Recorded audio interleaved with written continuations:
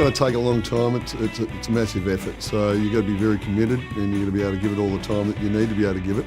You've got to work hard. You've got to obviously train. Fitness is for any sport, especially motor racing or anything else, is very important. And it's using your head. It's don't be in too much of a rush to get there, and learn as much as you can from the better guys, and pick up what you can on the track to try and improve yourself. Yeah, so racing on the racetrack and your everyday driving, obviously we want to try and keep motor racing on the racetrack. So, obviously the people on the roads, and we've got to remember, as racing car drivers, not everybody has the same skill level as we do, and they're not driving with the same integrity and the same knowledge that we have of how a car will handle a high speed. So just remember, when we're on the road, look after all the other people out there. So my passion for racing obviously started when I was a young kid, coming out to places like Calder Park and Sandown and watching my dad and my uncle race cars. So, it was always coming into the blood that somewhere along the line wanted to be out there racing against them, and all the friends that used to hang around back in those early days, and they'd all sit around talking about what happened on the track, and couldn't wait for that to be me someday, when I could come in and talking to all my mates around the racetrack and growing up with the racing car family.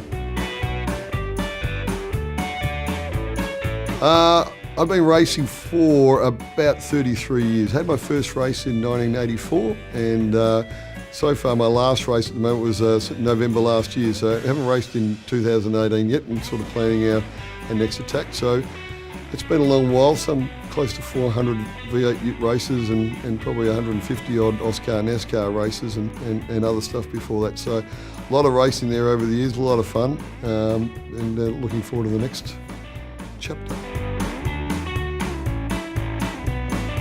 So winning the V8 Ute Championship in 2017 was one of the highlights. We've been trying so hard for so long. It came close in 2007, finished third. Second in 2008, only missed it by 12 points. A little controversy. 2009 finished fourth. So, and then we've had a bit of lean patch there for a while. Came close again a couple of other years, but then 2017 we led most of the year, only to lose it in the second last race by somebody taking us out, which was the teammate of the guy that we were racing against, only to go to Newcastle and take it out on the last lap of the last race, and only by 2 points. So it was very satisfying. So tyres on the racetrack, very, very important. Different, obviously, race cars have different race tyres. In the V8 Utes, we ran a racing sort of road tyre. It was much softer in its compound, so a lot of similarities to road car tyres, but lots softer and wore out a lot quicker. So a lot of our time with the car was on set up to try and get the tyres to obviously perform at their best, because the more they're hanging on, the quicker you're going to go. So, and obviously when it rained, we changed the setup quite significantly, and the tyre pressures. And it's the same on the road. Your tyres obviously very important.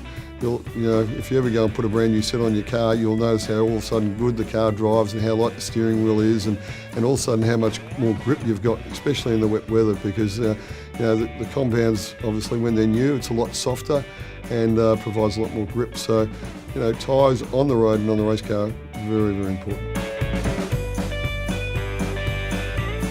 So at Bob Jane T-Marts, we spend a fair bit of time tyre testing a lot of the tyres that we sell. So, and in those tests, obviously we use the slalom course to sort of check out how much grip the tyres got when transferring from weight from one side of the car to the other side and aggressively turning, and the other one's braking. And most of the differences come out in wet weather braking. So dry weather, everything's pretty good. There's obviously the better tyres do pull up that little bit quicker. But when we do the wet weather testing, there's quite a lot of difference between the high-end tyres and the low-end tyres. So most of the tyres we sell at Bob Jane are good tyres, and we test them all. We won't sell them if they won't meet what our criteria is. But if you can afford to spend up that little bit more and buy the top end, the level of grip and your braking in the wet is so much higher.